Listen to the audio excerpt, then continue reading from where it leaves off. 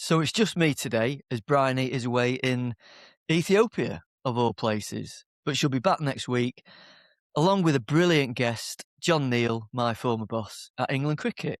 And in that episode, we're going to explore the difference between personality and character and why that really matters across roles in cricket, whether you're playing, captaining, or coaching. But today it's just me, and we're going to tackle one of the most common frustrations in the game, which is why do some players look absolutely brilliant in the nets, but then struggle to transfer that into match performance? And we've also got a few listener questions that have come in this week. Now, if you're new to the pod, welcome. It's great to have you with us. We release a new episode every week. Sometimes it's just Bryony and I. Other times we bring in guests from across the game. But every episode is focused on the mental and performance side of cricket, helping players, parents and coaches understand what really drives performance and improvement. So if you enjoy these conversations, please do subscribe to the podcast or alternatively our YouTube channel. Right, let's get into the show. My name's Nathan Wood. Welcome to the Cricket Mind podcast.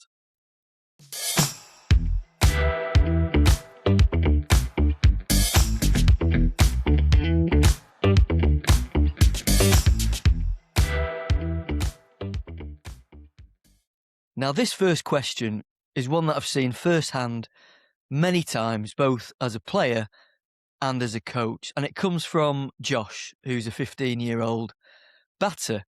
And his question is, I feel really confident in nets. I hit the ball well, and my coaches say I'm batting nicely. But for the last 2 years, in matches, I feel tense, I don't play as well, and I'm not scoring the runs I think I should be. Why does this keep happening, and what can I do about it? Josh, that's a really good question and a very common issue. Some players look fantastic in training. They time it beautifully.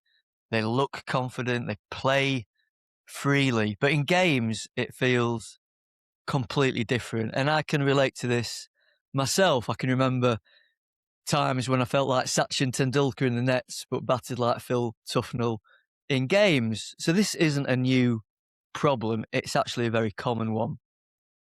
And it's common because nets and matches are asking you to do two different things. In nets, there's no scoreboard. There's no real consequence. You can't really get out. You often know what's coming, and there's no emotional pressure. Whereas in games, you can get out, people are watching, there's uncertainty, and there's something at stake. So the environment changes. And when the environment changes, your thinking changes. Now, here's where I'll gently challenge a long-standing myth in cricket. We often assume that the more nets you do, the better you'll play in matches. But nets are repetition. Matches, on the other hand, are decision-making under pressure.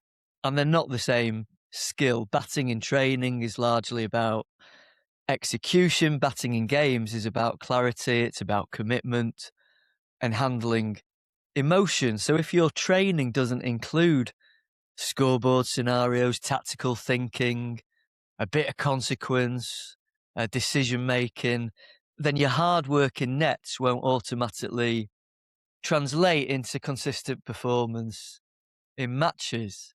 And here's where it becomes a vicious circle.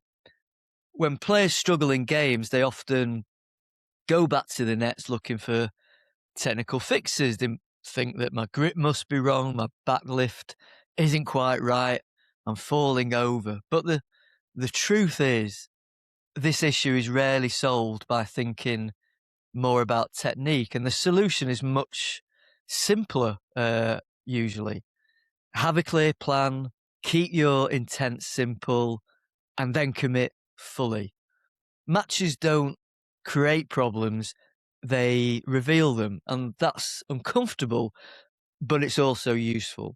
So Josh, here are two practical things that you can do. Firstly, create scenarios in practice and add some consequence if you don't achieve the goal. So, for example, you're 30 for 5 and need to survive 2 overs, or you need 18 off 12 balls, or you can only score in front of square. And if you don't achieve the goal, something happens. It doesn't need to be dramatic. It could be your net stops, you go off and do some fielding or bowling or fitness work.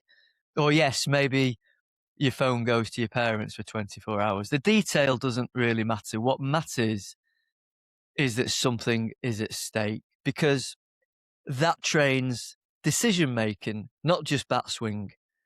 And secondly, reduce technical noise before you bat.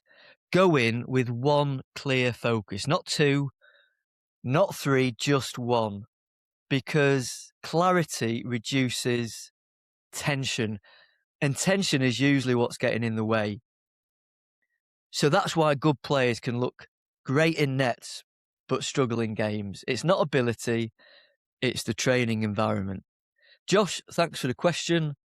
I hope that helps. Right, next question. This one comes from Sarah Porter. She's a parent and she sent this in on Facebook. And she says, my son's confidence has dipped recently. He's not been selected for his county team and he seems flat. Should we book more one-to-one sessions to help him rebuild his confidence? Sarah, really good question. And I completely understand why that would feel like the logical solution. He's not been selected, get more coaching. If his confidence drops, get more support. But here's where I gently challenge that thinking. More coaching does not automatically equal more confidence. In fact, sometimes it can do the opposite, because if a young player is constantly being corrected, adjusted, and analysed, they can start to feel like something is always wrong. And confidence doesn't grow from constant correction. It grows from competence, it grows from ownership, it grows from experience. And sometimes the most powerful thing for confidence isn't another technical session. It's having more fun, it's having space to problem solve, it's feeling trusted. Now, don't get me wrong, I'm not anti one-to-one coaching, far from it. Used properly, it can be absolutely fantastic, but it has to build independence, not dependency. If a player starts to feel I can only perform if I'm constantly seeing my coach, that's what I call fragile confidence.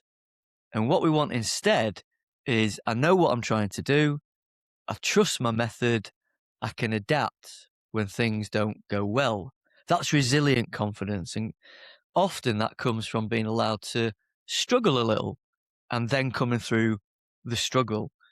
So Sarah, before booking more sessions, I'd ask, is your son lacking technical skill, or is he still processing disappointment? Because they are two different problems and they require two different solutions.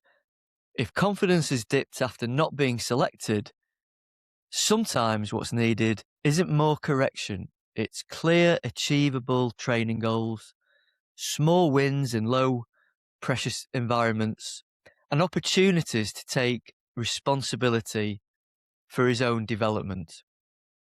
Confidence grows when a player feels capable, not when they feel constantly adjusted.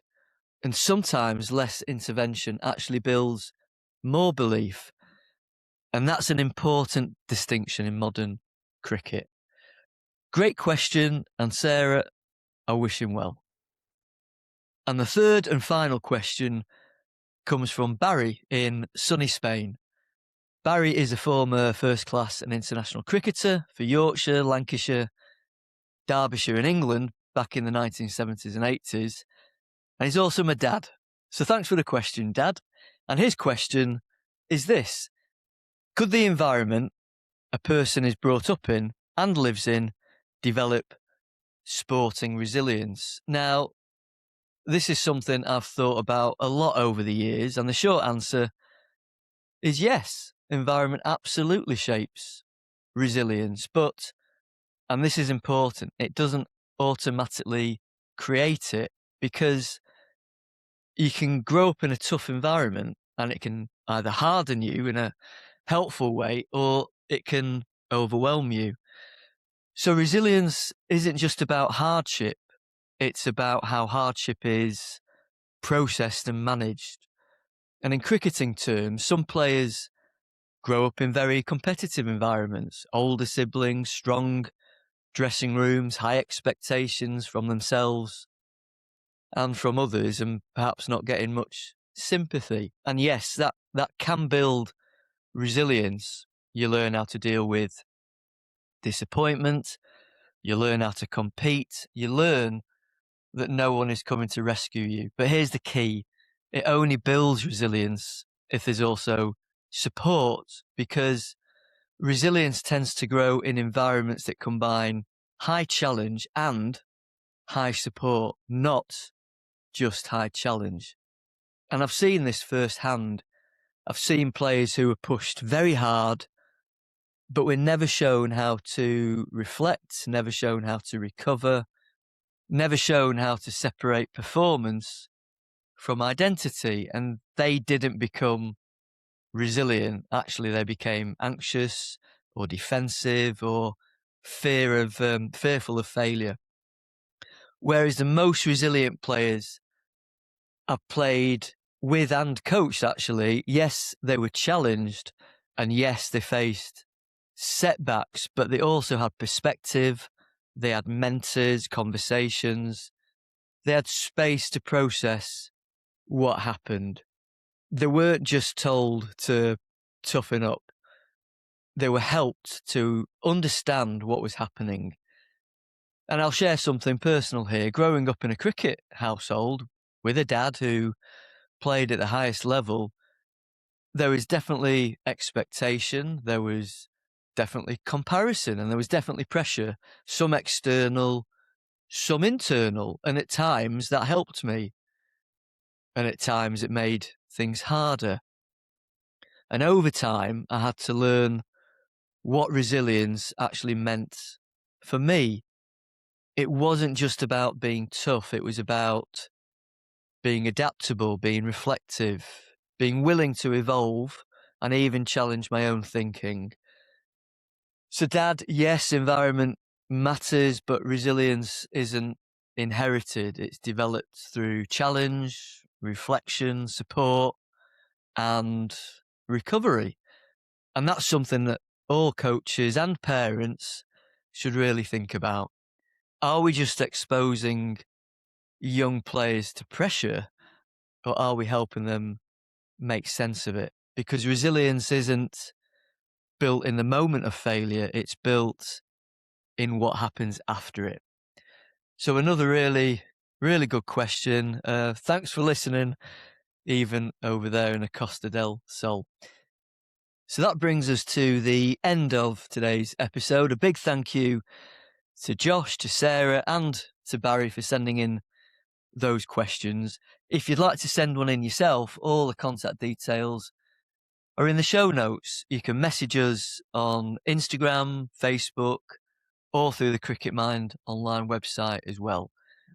We do read every message, and these episodes are always better when they're shaped by what you're actually experiencing. So if you found today helpful, please do hit subscribe, whether you're listening on Apple or Spotify or watching on YouTube, so you don't miss the conversations we've got coming up.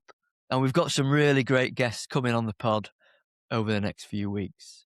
So thanks for listening. Let's call that stumps.